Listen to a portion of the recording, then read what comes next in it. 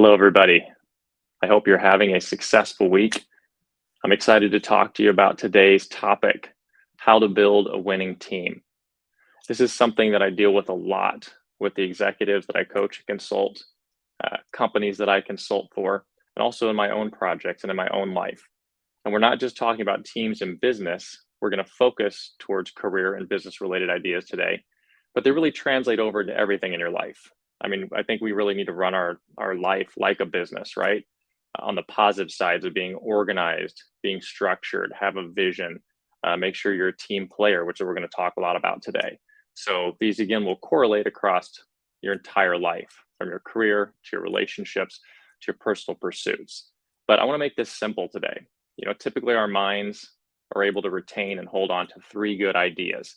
That's where our mind is best at learning and integrating an idea so that it can actually utilize it when it's necessary. So I don't want to make this too heavy.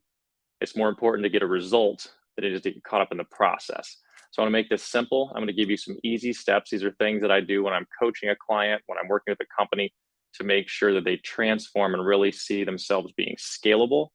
They start seeing more inspiration, more buy-in on the projects and the vision of the company, and it helps everybody to have more abundance and success in the end. So again, how do we build a winning team? The first thing is, let's go back to the very beginning, the first step. As the leader, as the project manager, as the owner of this idea, the first thing that's so important is, number one, you got to have a vision, right? A lot of times what we do is we run out and start trying to hire a team. We can be passionate or inspired, excited about something that we're getting ready to work on, and we just run out and look for the team, which I get because it's fun. I think in my life, in my personal experience, I think having a team is one of the best parts of any project. It's the collaboration, right? Life is about the relationships we share. So doing it alone doesn't make it quite as exciting. But that doesn't work if your vision is foggy, right? And a lot of times what we don't realize is we jump the gun. We get too many steps ahead, or we have unconscious, subconscious fears we're not recognizing, and we're looking for someone else to solve it. So what I mean by this is the vision has to be clear. You have to understand, what is the project we're working on? What is the purpose of the project? Why are we doing it? What's the outcome we want? What are the potential known obstacles might come up? And what are some things we think may be unknown? You got to challenge yourself to get as specific as possible with the vision before you start looking for the team. Otherwise, what you're actually doing at an unconscious level is you're looking for other people to come in and decide what your dream is, what your vision is. You're looking for people to come in and help you grow it. Now, it's one thing if it's a mastermind, you've got an idea and you want to bring people in with just a concept, but that's not really building the team at the beginning. That's the early stages. That's really just brainstorming. When you're hiring a team, when you're scaling a team, when you're looking for the team to be producing results and to be improving, you have to have a clear vision. Okay, that's number one. Why are we doing it? What are we doing? What are the known obstacles? So that you can actually go out and very strategically, very purposefully look for the right players for your team. Number one, the vision. After you have the vision, we have to go hire the team, right? Here's the important thing about hiring the team. You probably hear this all the time. A lot of people will say, and there's a lot of great, leaders and managers and executives who will do this, but I think this is where we tend to fail somewhere down the road, is they go out and they look for great people and say, I let them do their thing and I get out of the way. That's okay to a degree, but that's not going to really work if you're wanting to do something extraordinary. You can't get out of the way as a leader. A leader's supposed to lead, otherwise you're not a leader. So you hire the right people, and yes, you want to allow them to do what they do. Give them ownership, give them the strength and the ownership, empower them to take that role, that project, whatever piece they're doing in that vision, and let them run with it. But as a leader, what you have to do is, number one, you got to make sure that everybody on the team is harmonizing. You got to make sure that all the pieces are working together, just like a maestro, right? A composer of a symphony, of an orchestra. They don't just step out. You never see the whole orchestra going. They're all masters of what they do. The violinist, the cello, the saxophones, the percussion, everybody is playing is beautiful what they do. But they have the maestro at the front that's making sure they're kind of looking over the whole vision and making sure that it harmonizes. So you have to make harmony between the team members. You have to continue to challenge each person to grow, because we all have our blind spots. Doesn't matter who you are or what you're doing. You're always going to have a blind spot. That's the beauty of life. The blind spots are the places where we can grow. It's the opportunity for us to stretch, and it allows us to build more abundance and continue to evolve as an individual, especially in specific skills and pursuits and passions. So harmonizing and then challenging these people to grow, challenge them and give them a path. Also, when you bring somebody in and you've got a new team member, you need to be able to develop a track for them, a path of growth and opportunity. Don't just bring somebody in to manage or maintain a function. If you're like, you're here to do the operations and make sure the operations run smoothly, that's great. But guess what? After a period of time, somebody that's really good at that job, at that role, they're going to get burnt out. They're not going to be inspired anymore. They need to understand that what is the track? What is my ladder to success here? So I'm doing this for how long? Okay, so this is a 12 or 24-month opportunity where I want you to get the operations dialed in, set in metrics and measure it so you can see their growth and their performance. And then they have to know, when I get this done, where do we go from here? Are we going to scale the company? And how does that look for me in my life? What do I get? What inspires me to continue going? No one that is highly successful and an expert in their field is going to want to step into a hamster wheel and just keep spinning that thing. What they're looking for is, I want to join a great team. I want to make a difference. I want to make good money that affects my life in all areas of life. And I want to know how it's going to keep me engaged. Otherwise, what's going to happen is that person will do a great job. And as soon as they hit the point where you're no longer inspiring and leading them and pushing them, they're going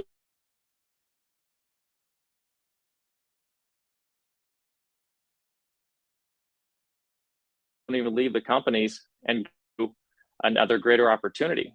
What they do is they actually make a lateral move. So many people, let me say that again, so many people who leave management and leave executive roles don't leave and make a move upward in mobility. They actually make a lateral move. That means something in your company left them behind. You no longer supplied them with support. You no longer inspired them. There wasn't a track for them to grow. They were doing better and better and seeing nothing different. So they just left and went to something else similar because it was something new. You should see people wanting to be inspired to stay with you. And if somebody's getting cherry picked to huger, bigger opportunities where there's more value or benefit for them, then that makes sense. But if they're making a lateral move, that's on you, and that's the lack of leadership. Okay. Now, once you bring in the team, something that's really important is building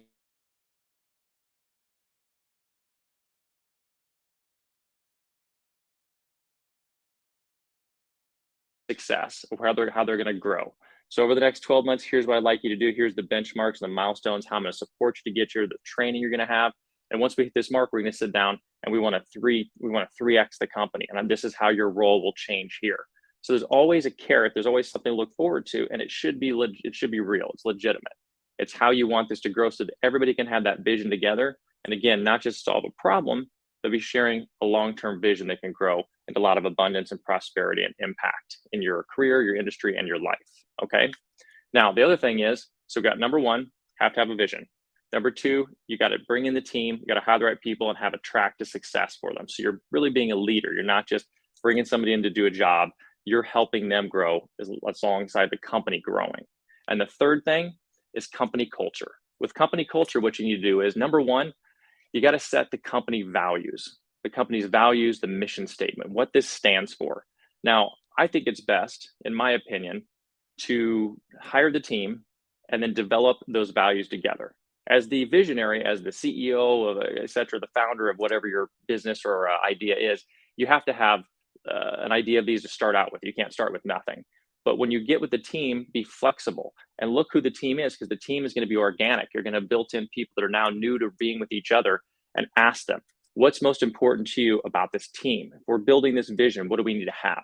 It's integrity, it's passion, it's gratitude. It's, these things are going to drive you each day to be your best. So if you work on them and develop them as a team, then they're going to be more organic. They'll be real and natural to the team, and everybody can understand the reason why that value was put in there, rather than it just being a word. Oh, we have integrity in my company. Well, what does integrity mean at your company? If you sat around a table for 3 or 4 hours with the whole team at the beginning of this project, and you decided that we have integrity and it's the most important thing, it means that every day we show up, every day we communicate at the highest level. We're willing to take positive feedback, and we always make sure we get the outcome we want, regardless of etc. Okay? So core values, having the mission statement with everybody, being able to understand everything there. That's the first step. Next, you need to have your metrics, right? You need to have a measuring stick. How are you going to measure your progress together? And it needs to be something everybody agrees upon, so that the milestones are put in place. You don't set the milestones, you set them with the person that's owning that part of the project. That way they can say, this is what I can give to you, this is what I can achieve. And you can either agree to it, or you can say, I want to stretch you and push you because I think you can do more, but you then agree upon that metric. So there's always a measuring stick that drives the person to higher levels of performance. and also gives them a track of understanding what they need to do to be working at their best. So core values and measuring metrics. The last thing is you need to figure out what your communication style is. Now, this is a big problem I see with a lot of companies. I see it in most relationships overall. We don't have a way to solve problems. And so, I mean, communication typically goes fairly well when there's not a problem. But there's a lot of stress, there's a lot of problems, a lot of confusion, especially in business and the larger the project is. A lot of times, what I'll hear, I have companies that hire me to come in and work with their executives. They send their executives to me, or I go in and work with the company in a certain division, like the management team, the operations team, the sales team. And the first thing I ask them is I go, okay, so when you have a problem, who do you report to? And sometimes they're like, well, I go to this person if this thing's happening, or this person over there, or whoever's available, or this is my person, but they've been really busy, so I've got to talk to them for a while. So the channel of communication is not clear. I'm like, okay, so let's say we determine who the person is. I go to this person. Then I go, so what happens if you have a problem come up? How do you notify them, and how do you guys work through solving that? And they will tell me, well, I just send them an email and wait for them to get back to me. Or I try to ask them, and if they're too busy, they'll get back to me when they can. Again, no clear channel. That's not going to work. It's not going to work real long. So what you need to have is you need to define what is your process, your strategy for communicating and overcoming problems. So example of this I think is great. In my company, to give you an idea, if somebody wants to change an SOP, a standard operating procedure, we have an SOP for changing an SOP. The person that wants to do it has to take that document. They have to sign and date it. They have to send me a document that says, I would like to change this SOP. This is why I want to change it. This is what I want to change. This is the benefit of doing it. And here's the 3 places I researched to look up why this would be better to do this. So we have done our work, and it's not an emotional reaction. It is a conversation we're having objectively about providing a solution. Same thing should be boiled down into communication with problems. There should be a clear way it's done where everybody understands it. If somebody on your team needs something, they schedule an appointment on your calendar. You're able to get to them within a day or 2. You guys sit down. When everybody shows up at the meeting, they come in with 3 bullets, the 3 things I want to discuss, the 3 problems, and the 3 solutions. So again, you don't just sit down in a meeting and just start talking or be emotional and frustrated. You never want to sit across the table from somebody in a team meeting. You should be sitting next to each other. You should be a team working on that problem together as a team. Not a he said, she said, or I'm right and you're wrong. That doesn't work. So clear lines of communication.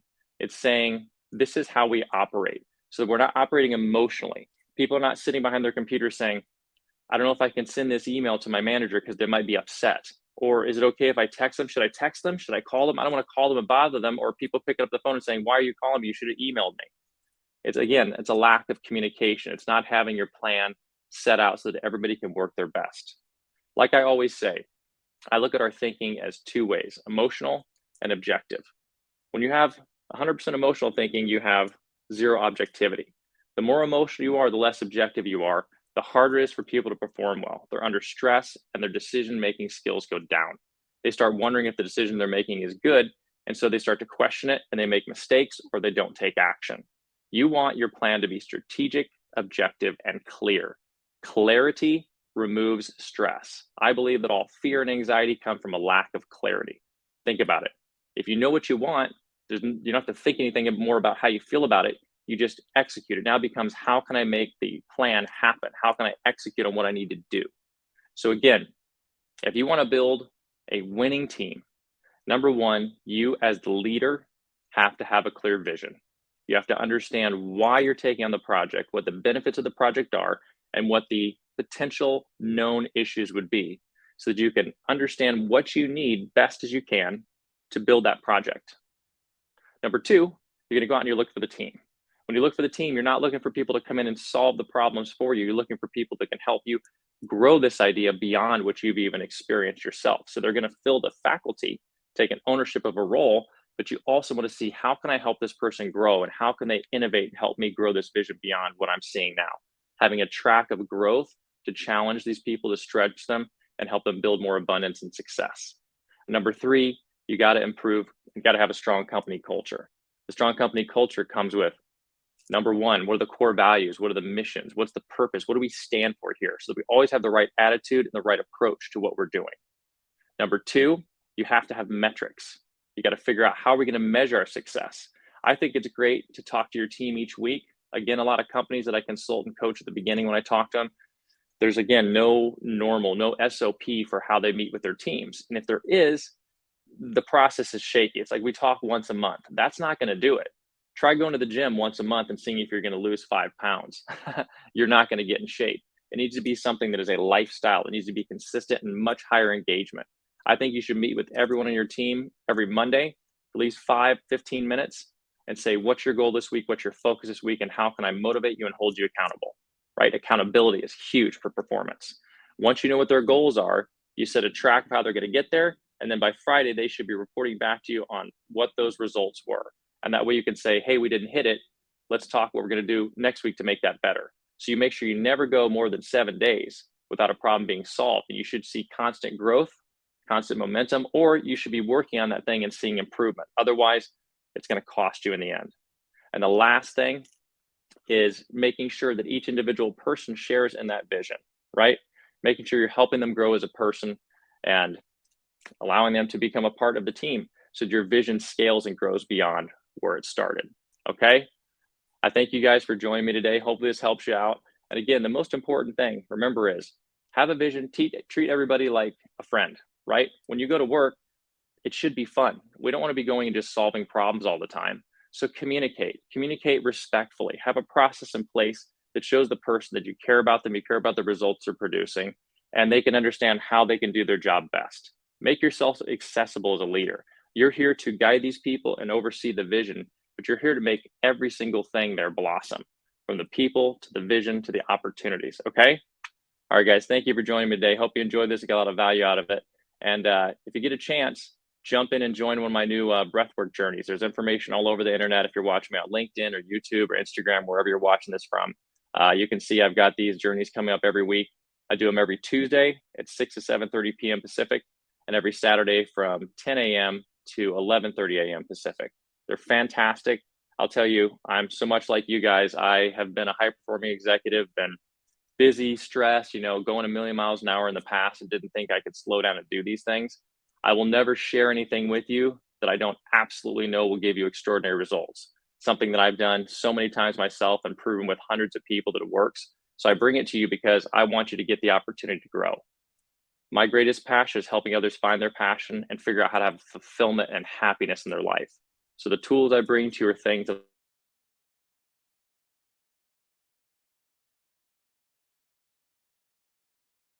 with me, and let's see where this goes. I'm talking about the fact that you come and do one of my breathwork journeys. I will guarantee you will leave after that hour and you will tell me, Brett, I cannot believe what I experienced in that. I can't believe the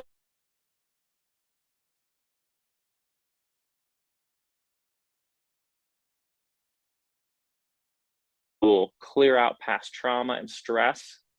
You will notice yourself get extremely aligned and focused, and you'll have a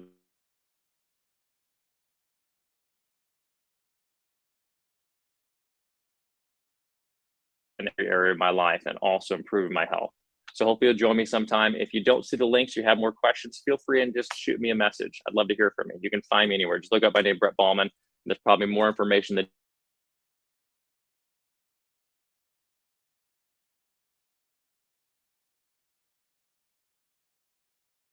is only a thought away. See you real soon.